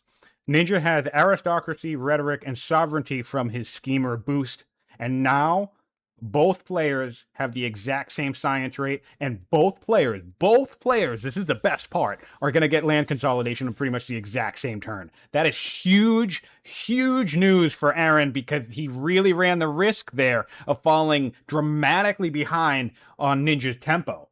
So now he's now 10 science under his opponent, but he still has the possibility to shoot ahead, because the other thing with the judges, although Ninja has plenty of judges as well, right? He can put gardeners in those cities really quickly. So the comparison we want to make now is actually economy. This is Ninja's economy, and frankly, it's terrible, right? It's really, really bad. If we hop over to Aran, wow, look at the huge difference. Only negative. We have a positive on gold. We have -9 iron and plus 83 food. That's a lot of that's going to be coming from the Gerwan. And so that's going to be that kind of tortoise versus hare type situation that I'm talking about, where long-term advantage is going to gradually start leaning toward Aran, because yes, Ninja explodes into the game. Yes, Ninja takes momentum fast, quickly. And he basically sets the Ninja's very good at setting the pace of the game, right? Saying, this is my territory, I'm at your borders, I have an army, I'm ready to fight, let's go, right? He's very dominant and able to get early technology, saying, hey, I have my 4 laws or my 7 laws already, or I hit my land consolidation timing, or whatever it is. He so strong at opening the game, but he tapers off, right? I think in his last game, we ran into an issue where he had a pitch perfect opening for about 50 or 60 turns, but then he hit a mid-game slump where it seemed like, from the observer's perspective, it didn't really seem like he knew what he was going to do. It took him about 15 or 20 turns to kind of find his legs in the mid-game. Aran, on the other hand, can be explosive, mind you, but he's very meticulous. He's thinking economy first. Economy is important. I need to make sure that my economy is my main priority, and I'll catch up in science. Yeah, Ninja's probably going to sit on 60 or 70 science for the first 50 turns because he's crazy, and that's what he does. But I know come turn 80, I'll have 200, 300, 400 science per turn, and maybe Ninja will too. But I think Aran, he's watched Ninja play this entire tournament. Ninja has played the most games of anyone in this tournament, mind you, by the way. Just mathematically, that's how it works. Since he lost his first game and now has made it all the way to the semifinal, Ninja has played more games than anyone else in this tournament. So there's a bit of a disadvantage there, because anyone who's been watching the tournament kind of gets a sense of how Ninja plays. So Aran could also be keeping that in mind, of thinking in the back of his head while he's playing this game, while he's organizing the Empire, while he even fell behind a little bit in expansion, right? He was 2 or 3 cities behind his opponent for a couple of turns there. He could be thinking, doesn't matter. Ninja's going to explode onto the map. He's going to get a lot of cities. He's going to get a lot of science. He's going to get a decent army. That's fine. All I need to do is A, keep myself safe, B, just keep my economy the top priority. Prioritize my economy, because I know from watching Ninja play game after game after game that his economy is his weak point. So if I can maximize my economy, keep up somewhat, and then keep myself safe, if I can survive that timing attack, survive that window, I'll take the game in the long run. And I think that is probably going to be the dichotomy that I'm predicting we will see in this tournament match here. I think it's going to come down to Ninja's possibility to end this game in about 70, we're on turn 30 now, in about 70 to 80 turns, with an explosive oncoming into the map, versus Aran's ability to survive that large burst from his opponent and then eventually overtake through his own efficiency. So we have a little bit of a unstoppable force meets an immovable object competition here between these two players. We have granaries coming up as well, going to keep that food economy coming online. And we have a Shrine of Osiris. So we're going to make sure that we get some strong culture timing in the city. And this is absolutely going to be the spot for the museum. We also have our groves. queued up. Would love to see both of these groves end up in the sage's seat. And this is just going to become a monstrous powerhouse of a city that's going to put in real work. And unlike the character shenanigans that Ninjaa has relied on for these first 30 turns, this science is all stable, reliable science, right? Not going... Also, I just noticed the Holy City landed here. That's amazingly great luck. That's an extra 2 civics in the city and 2 culture in the city. I mean, there's no better place that you want your holy city than your science hub, and that actually can give a little bit of value there to making a military city the capital in some sense, or maybe deprioritizing the capital in terms of specialist development. But we don't see that really happening here, because obviously he did put his paganism here. He wanted to ensure he secured a religion. His political... I don't know why I keep... I'm like... I'm getting so ahead of myself, my brain's... All right, I'm going to take a breath. All right. Whew. It's just so exciting. I can't handle it. Forgive me. All right, taking a pause. We have a bi-ream coming out, by the way. Whew. All right, so the political situation, that's how you say that, not political. The political situation in Egypt is solid, which is great. So if we hop back over to Assyria, see how they're doing in politics as well. Okay. Thankfully, the political situation has turned right around with the new ruler. We have a pagan ruler. We have really, really happy people. I think we're in love. Oh, she's not inclined to marry. We have to watch out for this. This is part of an event. This is part of an event. Where is it?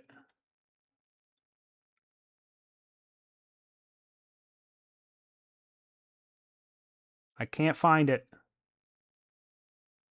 Maybe with the different previous ruler? Let's find out. Danger. Danger, Will Robinson. The court schemes. There it is. The court schemes. Turn 27. I don't know how that works if the ruler changes in the midst of this event. I'm not 100% sure how this... But these characters being tagged not inclined to marry means that they are conspiring with each other. It's a little weird hint associated with that mission. I don't know how it interacts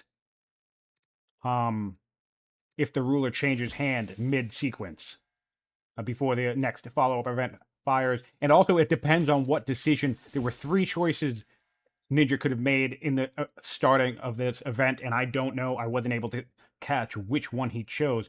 But depending on which one you choose, it can result in your ruler getting killed. So it'll be interesting to watch out for that. And because A, we don't know what choice Ninjaa chose, and B, I honestly do not know if the event follow-up fires if it's a different ruler on the throne by the time it's ready to trigger. Yeah, so crazy.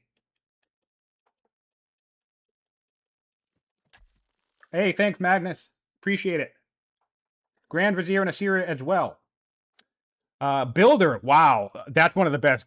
I mean, short of somebody who's like a crazy powerhouse stat-wise, like Zenobia or whatever, a builder is probably the best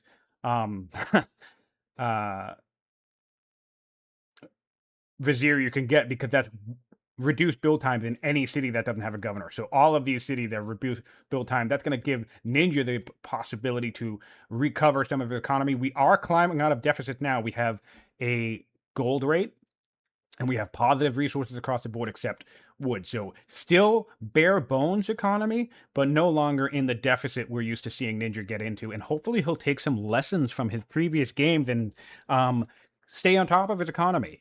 And because that could be the reverse situation with him dealing with Aran. He could think, okay, I'm going to come in strong, but man, oh crap, maybe Aran will take momentum, and overtake me in the long run. So hopefully Ninjaa will have a mindset of saying, in his gameplay, economy, economy, economy.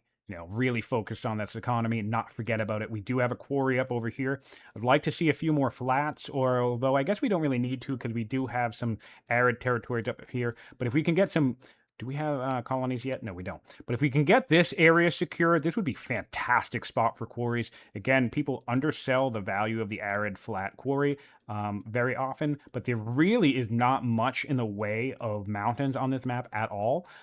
So this is your quarry bed right here. You get some borders popped out to here, and you just spam every single tile with a quarry. And then when you get windmills, when you get hydraulics, you put a couple of mills along these rivers. And this is just going to give you hundreds and hundreds of stone per turn. You do not need to rely exclusively on mountains for your stone. So always keep that in mind. Always look for big quarry beds, big arid tile blocks of quarry beds. Or like Aran, if you're not there yet and you don't want to wait, which I think is a strong decision, you just start building them as quickly as possible. And always build them, if you can, always build them in formations because they become more and more efficient the more they are closer together. So, one quarry in the middle of nowhere absolutely sucks. 4, 5, 6, 7 quarries in the middle of nowhere, actually not too bad. We're making 28 stone per turn. We can't really complain too much about that. For having not a single mountain quarry, 28 stone per turn, we don't have slavery enacted. We went for freedom early. 28 stone per turn is not a bad stone income. And that's what you're going to get. You turn 35 now. That's what you're going to get by having these quarries. Because if we hop back on over to Ninja, we have 0 stone income. So that's one of the mentalities that I've talked about over and over and over again, where at the end of the day, just take what you can get. Because 25 stone is still better than 0 stone per turn with how valuable a resource that is. We've settled a new city in Egypt. Geb 2 for the riders up north, but with the brain fart again. The horses, as I figured we would. And again, it's really nice to have a couple of military locations along the coast. 3 turns on this biream, really digging the early biream, flexing that navigation advantage. Could also throw off your opponent if they spot it early and don't see it get built, which I do not believe Ninja will, because they could think that you have steel, which is fun. Be fun little. That's always fun to fake out your opponent, make them wonder, look, do you actually have chariots or do you just have sovereignty? We have a new city down here, so it's now 7 cities to 6, one city behind for the Egyptians. But overall, it's generally better economy for the Egyptians, and the science rate is where we're going to need to pick up. Still about 600 or 700 science lead for Assyria. And Assyria has now taken the lead to land consolidation. Assyria is going to get it in 2 turns versus 4 turns for the Egyptian, but still not too bad, getting it right around the same time, which is important for Egypt. They really, really don't want to fall behind on that momentum. Cities, I think they can survive. Falling behind on science, actually, honestly, is survivable. I don't think a 600 science deficit is that insurmountable at all. Because again, it also depends on what techs you get. Because while both players are about to get land consolidation next turn, in the next couple of turns, Ninja could have been going somewhere else. Ninja could be getting citizenship in this time frame. And I'm not suggesting that as a sound strategy. I'm making the point that your opponent could be erudite to you, but they could be having less efficient technologies. If Ninja went to citizenship while Aran went to land consolidation, well, that would be a whole different game, right? And I think that would be a very strong advantage for Aran, something like that.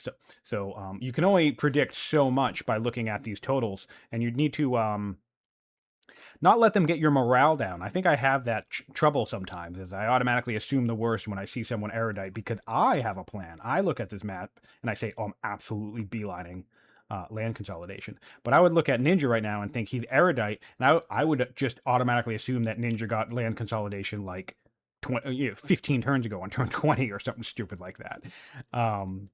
Which is the value of scouting, I might add, because you can confirm or assuage your fears.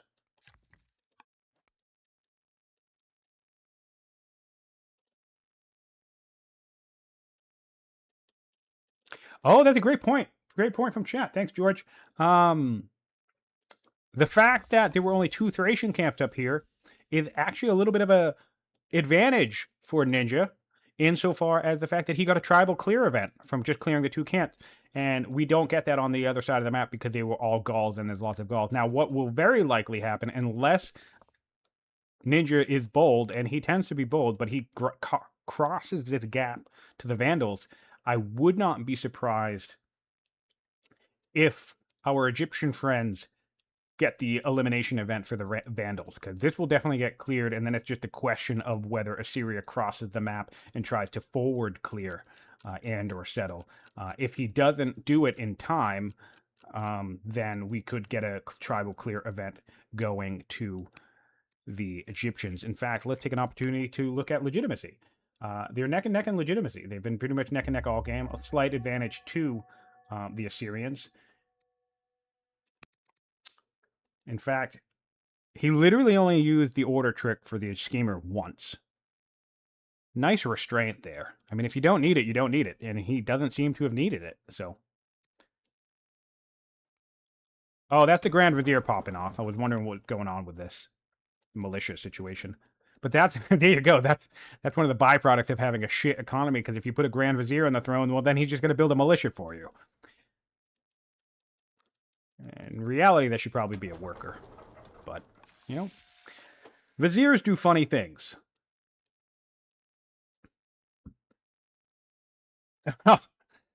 That's actually a great question. I'm curious if we have... we have Dagillis! Dagillis is in our court. We got him. Oh, man. Where did we put him? Did we put him on a guy? Oh, interesting. Oh, we don't have the economy to build more shit. But check this out. Dagillis in the champ seat would be another 5 training. That'd bring it up to 20 training per turn just from a character and the champ seat. Isn't that insane? He's such a good courtier. But yeah, don't fight him because you can die. Or do fight him. I fought him once in a duel and I lived. But if you win, I think you get like another 4 legitimacy or something like that. I forget what happens if you actually win the duel. And you get like courage and stuff. So there's perks for fighting him if you're confident you'll win. But you want a high courage character before you do it. Otherwise, I think you run the risk of dying no matter what. But I think the likelihood of it drops if you have 2 courage or more. Something like that. We do have a tactician on the throne. Intelligent tactician. So our judge has died. The tactician I like is because that's going to keep us safe. One of the things that Aran's going to need to take the lead in this match is time. Right? So it's going to be trickier for an early momentum-driven ninja to attack into a tactician. So I definitely... probably not the best transitional ruler, but I don't hate it entirely because he has got really good stats. He's compassionate, 4-2-2-3 across his main stats, and he's intelligent, which is not the worst stat in the world. Definitely has been taken down a peg due to the nerfs, but you know, that's a pretty solid ruler. You know, there certainly are worse rulers, and the tactician will help us clear and deal with raiders. Does look like we're going forward in the north here. So we're having a bit of a north versus south momentum situation happening. Oh, and with the scholar, now we can go wherever the hell we want. So, oh man. Oh, we got a science boost, Dark and Moon. 120 science. We're going to get this free horseman right away. There it is. Pop. 160 science, actually. Crazy, crazy. This is one of the reasons why you want to make sure the economy is stable, though, is you get some of these events where, like, look, we can't even afford any of these options. So we're just going to take a negative opinion hit. And I think there's a follow-up to this that, not the worst, but it's another negative. So this is the other one of the risks of having such an economy light strategy, or being one of those players. Lots of players like to say, even Soren Johnson, oddly enough, says, you know, oh, having stockpiles is a waste. And I understand the logic. I don't fully disagree with that, but I think there's safety net to having an economy that has, you know, a couple hundred of whatever, or, you know, even 1,000 of some things, you know, in the bank at certain points in the game, because events will always come a knocking and demanding tribute from you, and you don't want to be left in a situation dealing with an even worse outcome than this current event right here. That horseman's going to be huge. I'd like to see DeGillis hop on this horseman, in fact. I mean, I guess keep him here to heal up. We have a raid coming in. The raids are targeting the Assyrians, which is great news for... Oh, wait, are you going to... All right, so we have a raid in each direction. A couple guys going down south to Assyria, and 3 guys going east to Egypt. Labor force in 2 turns for the Assyrians, which will be 4 laws for us. Do we have the civics? And we do have the civics to adopt. So we could see some very, very early rams hitting the map. That would be a real treat to see. The ram is a very decent counter to the Assyrian... sorry, not the Assyrian. The Egyptian unique unit. They get range defense, which is just great. There's some forests all along the battlefields where we'd be leading into the opponent if we come from the south. This could be one of the reasons why Ninja is expanding south, thinking about a coastal highway for his siege engines, thinking about combat in the woods for his siege engines. A ram in the woods is just a nightmare to deal with if you don't have any mounted units. And of course, rams on urbans themselves is also incredibly powerful. Who's rushing out inquiries? Is that a civic rush? It was a civic rush. Great. Rushed out an inquiry too. See, this is the type of thing. And this is what again, I've said this recently, but what I like about watching Ninja is Ninja plays the way I play. He's very all in. He's like, yeah, I don't care about my civic stockpile. No, I'm rushing this thing right now. I'm rushing an inquiry. My economy, who cares? I just need to win the game, right? He plays the way that I perceive the game. Just Ninja's actually good at doing it. He's better at it than I am, which I love. Because sometimes when I talk about the way I strategize this game and I come up in the face of players like Aran or players like Alcaris, who are both phenomenal, strong players with different play styles, you know, it can feel a little like less affirming when it's like, okay, actually, as a matter of fact, I lost to both players, right? So I have this all-in, tax your economy as hard as you can, you know, kind of throw caution to the wind mentality to the game, right? And, you know, then I lose to 2 very steady players, right? And I think both play styles do work. I think they're kind of like, they work along a knife's edge. I think the Ninja playstyle can defeat the Aran or Alcaris playstyle. It just also the Aran and Alcaris playstyle can defeat the Ninja playstyle. It comes down to things like luck, it comes down to things like skill, map generation, access to each other, and then obviously all the tiny little decisions we make along the way. So, but it's just very affirming to watch Ninja play because I just feel like he plays this game the way I perceive this game, but he actually does a good job of doing it, which is very satisfying to watch for me personally. 1 turn on land consolidation for the Egyptians, so that's great. And I think we already just got it. In fact, I want to see how many groves we have coming online. We have 1, 2 groves coming online already. And again, that builder is going to help us in some of these locations, at least over here. That's a quicker grove. Unfortunately, we don't have landowners. This would be a great landowner map to get those gardeners on quicker. But and let's hop over to... Oh, right. So we have labor force. So I would not be surprised. I think we're going to see a machinery grab right here. I would wager machinery or maybe drama if we're really thinking 7 law tempo. Tossing a Odeon in Kahat would be nice. Tushpu would be nice. Quatna would be really nice. We're not even developed there yet, and this is our champ seat, so an Odeon and Quatna would be absolutely solid, also in tandem with these pearls that we're about to get. So I could see drama. I suspect, knowing Ninja, he'll go machinery, and everything else I don't think we really need at this moment. The horseman is making his way. Honestly, this horseman alone could be some serious trouble for Aran if Ninja's in the mood to go poke a little early here.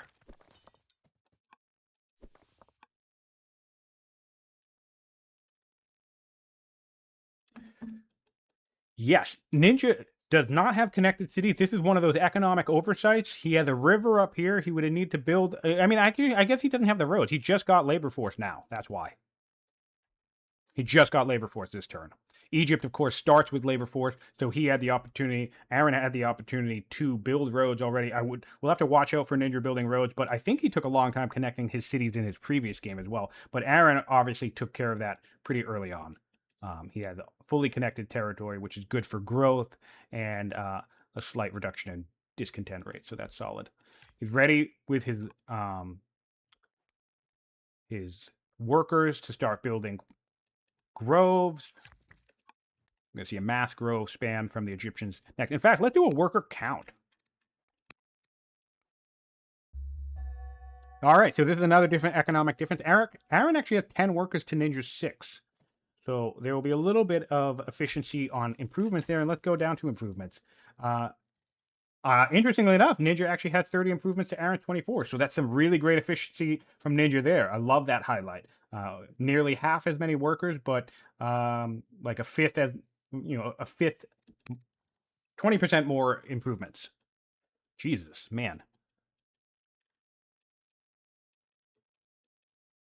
Really loving this. Really loving this ship. He was targeting this camp. Obviously, he has to deal with his raid now, but even the raid, he can get across with his tactician pretty easily, but of course, he's going to have to heal that thing up. Honestly, if it were me, by the way, I like to juggle rulers around a lot. I want my tactician moving in the field. I would probably swap this guy to somebody else next turn. Swap it to someone else. Kill this with the warrior and then heal and then take, because if you leave the tactician on this guy, you're going to have to take, what is this? 3 or 4 turns healing this guy up? I don't want my tactician sitting around for 4 turns. I would rather waste a turn on one of these guys, because that gets my tactician in the field, stunning stuff, clearing stuff, getting XP quicker. So we'll have to watch out for that, but that's the type of micro that I think about very often. Because, well, I mean, yeah, I don't want my ruler sitting around forever. We also got a disciple out. Oh, it looks like the disciple spread religion over here manually, or maybe to one of the other cities. He's been spreading his religion. We have military drill now for the Egyptian, catching up on the Assyrians on that front. That's nice. Always good to catch up to your opponent's tech pace. Both players kind of did that in the same turn. Ninja just got labor force, and Aran's about to get military drill, so that's solid. And for those of you who don't know, we saged into navigation at the Egyptians. Very lucky, very solid grab, and I think that's a nice offset for the amazing air that, oh, speaking of which, we just had another, did our people, I think we had that event.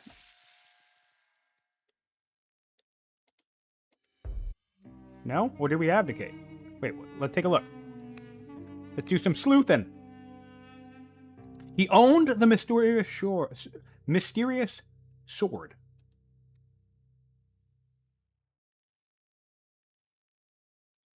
Burden of Queens.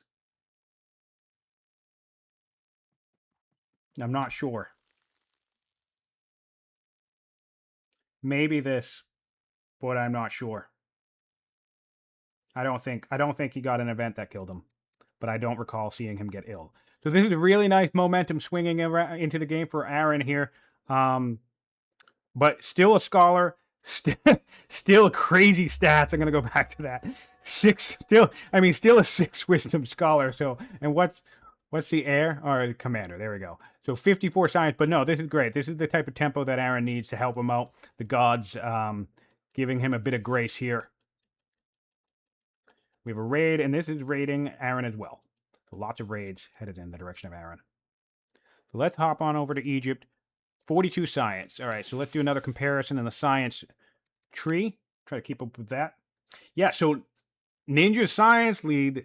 This is why Aran needs any bit of luck, help, or good decision-making he can get, because he's 900 science behind. And as we know, the text that he's missing, or at least some of them, the text that he's missing, are these 3 right here. So 3 laws. But of course, since he's clerics, he only needs 1 tech to catch up to 4 law momentum himself. So that's not too bad. Going around getting all of his groves online. Let's see the judge situation over in Assyria, if there's still a bunch of judges around. There's 1. There's two, yeah, there's still judges. So I suspect we'll see, yep, we're getting a citizen next turn. Building a militia, that has to be from the Grand Vizier, and then maybe we haven't changed it out. So that's good news for Aran. Another militia over here that we don't want. Oh, and we went for drama. Cool. I think that's a smart play. I like that play from Ninjaa because it's a better developmental play. It's a better conservative play. It's a better long-term thinking play. I think machinery. I really would have predicted him grabbing machinery. That seems like the obvious Ninjaa grab. But I think drama for some an Odeon and Quatna is super important. Probably Tushpa as well, and maybe Dur Sharuk up here. You know, pretty much. I don't like to spam Odeons, but I mean, we want to make sure that we can get some culture up in our key cities like our champ seat. So once we hit strong, we'll be able to, or once we get our 7 laws, we'll be able to have some strong cities. So I really like the drama grab, and of course that's going to get us another settler at some point. Another interesting opportunity in this situation could, if we're going to go really long term, could be architecture. Nobody's really built a wonder on this map apart from the Jerwan. Another quick recap on the wonders for those of you joining us in late. We have the Oracle, Yadalakaya, Necropolis, Ishtar Gate, Apadana, Jebel Bakal, Acropolis, Museum, Circus Maximus, Pantheon, Viarecta Souk, and the Heliopolis. Heliopolis is going to be one to watch out for in the long term. And honestly, the Circus Maximus on Egypt, you know, this gets a lot of flack, and admittedly, maybe it's just probably not worth it in this meta because the games can end so quickly, but God, the Circus Maximus on Egypt is disgusting. Absolutely disgusting. Swift on every single one of your mounted lancers is just gross. Toss in a Zealot for funds, and good God. Yeah, it looks like a random severely ill death. Thanks for pointing that out, chat. And of course, if you're watching after the fact, I appreciate you being here. If you're watching on YouTube and you're not with us live, appreciate your perspective here too. Please leave a comment. Always love to see people commenting on the games. It makes my day to open up my phone the next day or in a couple of days and see a notification of people talking about the game or cheering on the players. And I'm sure they're happy to see it too. And it's great to have you here checking out the game, checking out the tournament, and keeping up with things. It's been a really, really wonderful experience hosting these games. I can't express, I haven't said this in a while as well. I can't express how grateful I am to the players themselves and the community. You know, we can be critical, you know, we can crack jokes, you know, they're putting themselves out there by allowing us to all watch the game and both admire and critique their play and watch their mistakes and their blunders and things like that. You know, it's a very public spectacle, you know, for what typically is a very private, introverted game and genre. So huge shout out to all of the players for allowing us the opportunity to stream these games and to do it live. You know, we could have done it in a way where we were just, where the players knew it wasn't live, you know, where we just recorded these and uploaded them after the fact. So it's really nice to have it live, nice to have everybody around with us. We have our Grove complexes coming up online very quickly for the Egyptians. Really, really nice.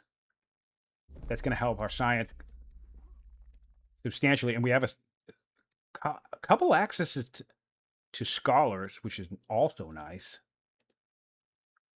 We have a builder in the capital, which is also solid for the tempo on these groves. In fact, I want to look here. We have 1, 2, 3. I'm going to count this one because it's already built. 4, 5 groves coming online for the Egyptians on turn 42. And if we hop back on over to Assyria, let's take a look at how many groves we have for them. I'm going to count the finished ones as well. 1, 2, this one's just finishing. 3, 4. So 4. Man, the tempo, their neck and neck tempo is so satisfying to watch. This is a game that's going to come down to the minute details.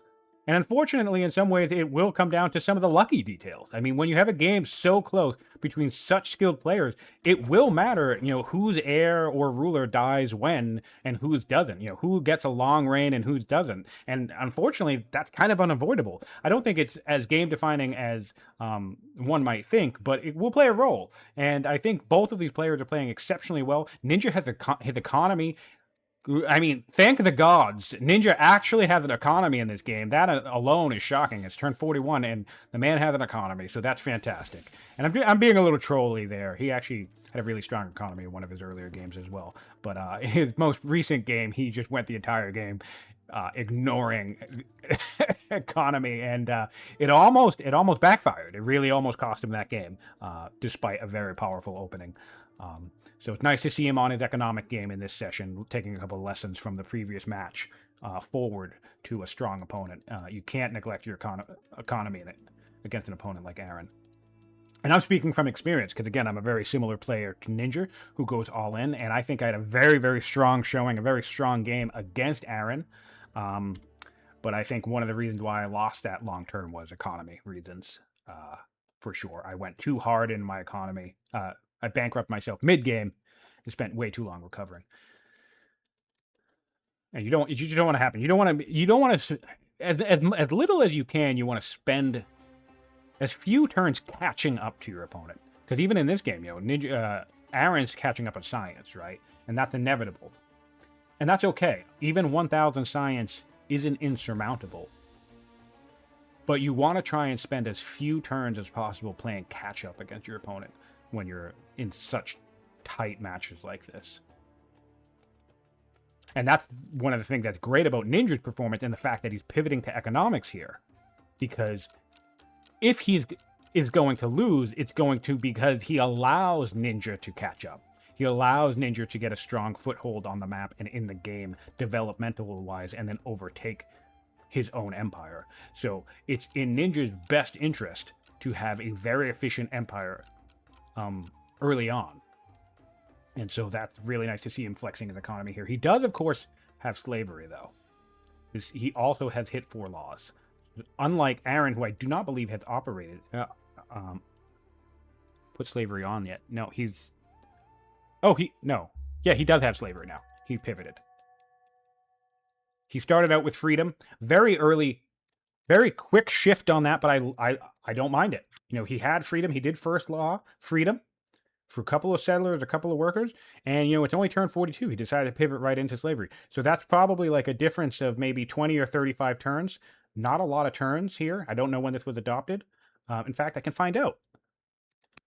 I can find out for you. When was it adopted?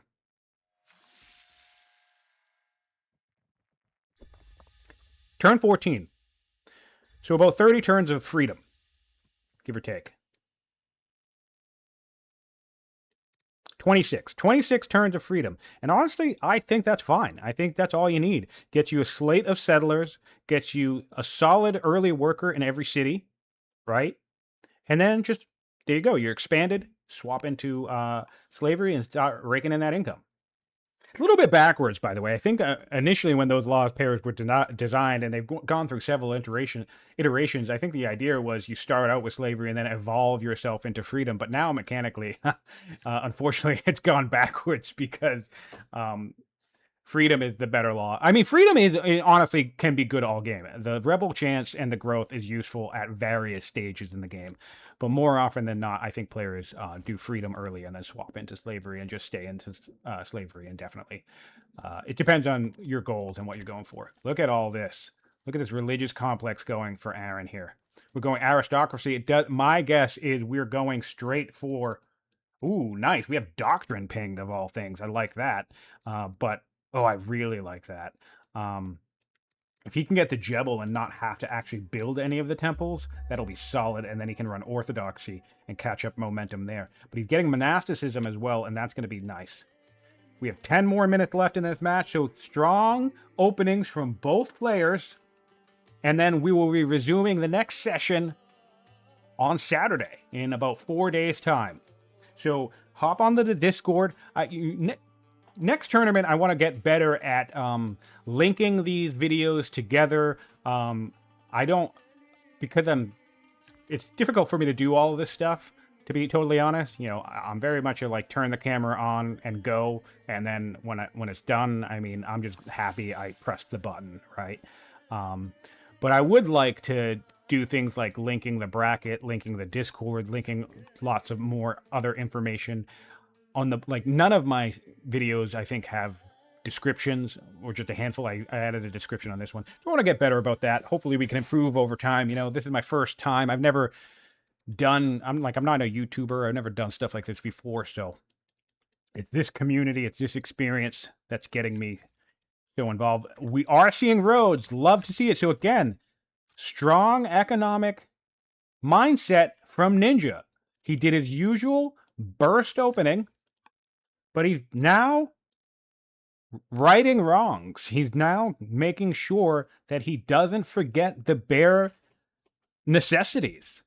You know, he's just making sure that he gets economy flowing. And let's not forget that all of these groves are going to translate to income. This is such great income. This is 20 gold for each lavender, right? And then there's going to be food. This is really, really great economic situation for Ninjaa. We could probably use a little bit more metal. Maybe toss a couple of mines up here. Toss a couple of mines. Like, just go on a mining spree right here. Just mine. Things like that. We'll see if he goes on that angle. I'm pretty sure the rams do require metal, right? It's metal and wood. Yeah. So we will need a lot of wood. So going to see some lumber mills popping up next session, I suspect. We have 2 of the forests regrown. Hopefully we can get a couple more, especially around these camps, because this is such a great tile. You get the boost.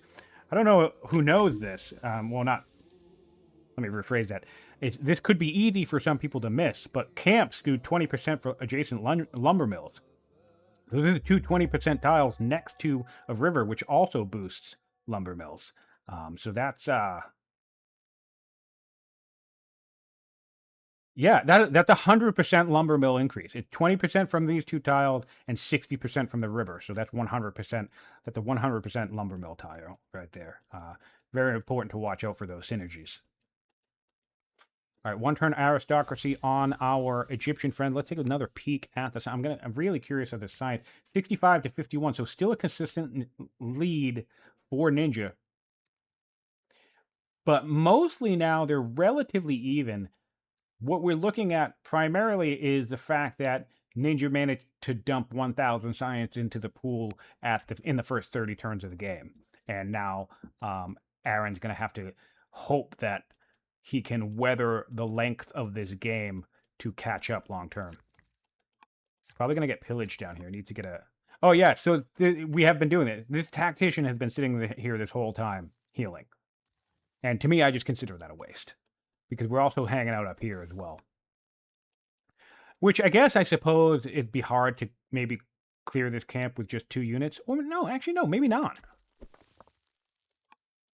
Yeah, I don't think so. You got the woods. Yeah, you could do this with 2 units, and especially if one of them was a tactician. Or you could send the tactician down here, deal with this issue. So, little bit of a critique there. And in fact, I said this in one of Aran's matches. It's almost impossible. It feels like it's almost impossible to find something about Aran's playstyles and decision-making to critique. And I think I finally found something. I wouldn't have let the ruler on this it was like a 1 or 2 health warrior. I wouldn't have had it sit there for 5 turns, 4 or 5 turns. So nice to find a flaw, I suppose. Richmond saying Ninjaa is fortunate that land consolidation gives money. Yes, on this map especially. And a good reading of the map. There was a decent land consolidation map in his previous match, but he just opted not to go for it. And fortunately, it worked out for him because he expanded so fast that, you know, the mill play was absolutely, I think, the correct play. But then he just fell into this pattern of, like, neglecting his economy. So it's really good and really important to see him not doing this time, because it's really risky against players like Alcaraz and Aran, who are economic powerhouses. If the game drags on too long and your economy is in shambles by the time they're ready to come at you, you're not going to have a good time. You're really not going to have a good time. We have a free settler coming out. There's another benefit of the drama for Ninjaa. He doesn't have to spend a build queue building a settler. Of course, he is anyway, because onward he goes. He's going to expand some more. So now, Aran can see the horsemen, which lets Aran know my opponent did do the correct thing and grab land consolidation. This is the clearest sign that land consolidation has been grabbed. An early horseman.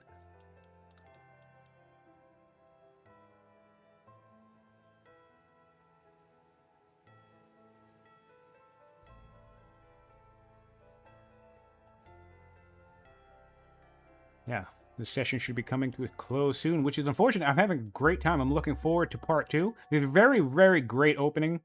2 hours, 44 turns in 2 hours. Not too bad. And really great build-up from both of our players. We have a judge in this city. Might prefer to see a judge get tossed over here, to be honest. Oh, we don't have the citizens. All right, yeah, that's fine. That's fine. All right, we're at 58 science to 75. Ninja's doing ninja things. There he is, man. Wow, it's just incredible. The science just almost always just goes up for him. Crazy. And that's the thing that I find impressive about Ninja that I was saying earlier. He plays like I do, where like he just throws caution to the wind and he's all in, right? But yet his science competes with players like Alcaraz and Aran and others all the time. Like he has his weaknesses, but it's fair to say that Ninja's first 40 to 50 turns in any given game are almost always flawless. I think he had one tournament this game where he had a pretty rocky start. Who was that against? It was against Nizar. His game against Nizar, I think Ninja had a relatively rocky start. But for the most part, I mean, he's the one you want to go back and watch games of if you're ever looking for insight on openings. Aran as well. Aran's other Egyptian game in this tournament against Purple Bull Moose, I think, or I think it was Bull Moose. I can't remember. But that was also flawless. No, I think that was also Nizar. It was Aran versus Nizar. That was a flawless opening. Aran played 70 turns of Old World in that game that were flawless every step of the way. So, also, if you're getting into this tournament or you're not on Discord, feel free to join the Old World Discord and join in on the tournament chat. Because if you want to know some games to check out because they were cool or fun or interesting thing happened or awesome battle happened, you know, we can tell you what games to go back and look at because we have hours and hours and hours of content on this tournament. And so many, all of the matches have been amazing. And tons of them are absolutely worth the watch. Even if you know the outcome, it doesn't matter if you know who won. It's still fun to watch. Every one of Purple Bull Moose's matches was fantastic to watch. His first one especially is still probably one of my favorite games of the entire tournament. So.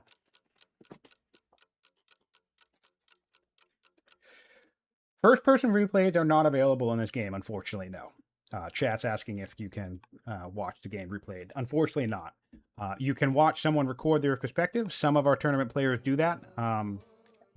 Alcaraz has been doing that. But unfortunately, you have to rely on us doing the best we can to catch all the action for you.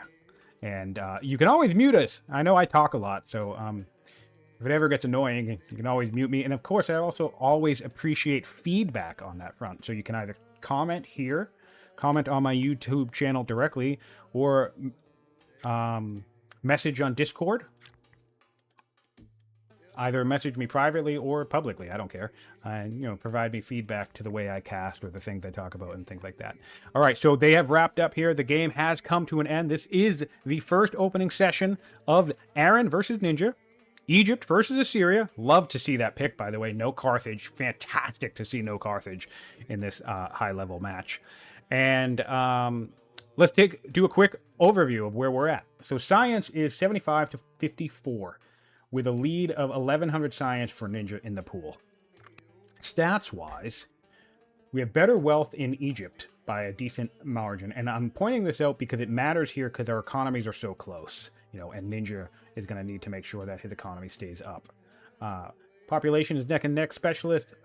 Interestingly enough, here also with Aran's proclivity towards economic development, Ninja had the advantage of specialist by 2. Workers produced 13 to 9 in favor of Aran. 7 military units for Ninja, 4 for Aran. Laws adopted are 4 and 4. Both are now in the threshold for strength 6 unique units. 7. Oh, this is a nightmare. 17 technologies for Ninja to 9 for Aran. Improvements control, neck and neck here. Ninja's up on his game. 42 improvements to 41. And Aran has a wonder. Military score, as we can obviously tell by the unit count, favors Ninja. Orders actually favors Aran at the moment, but that could be plus or minus worker turns and anything else we care about. We did science already. I think that's it. All right. Thank you so much for tuning in live. There's over 30 of you in the chat. It meant the world that you're here. Please tune in next time this Saturday for the next half. We'll have Alcaraz commenting on that game. And I appreciate you all being here. I think, let me see. Any other thing I want to point out on this map before we go? Groves coming up. Gardener's coming up. Site cleared with a settler on the way. Yeah, all right. That concludes this session. Thanks for tuning in. I am Scientific, and this has been the Old World Community Tournament. The semifinals. Until next time.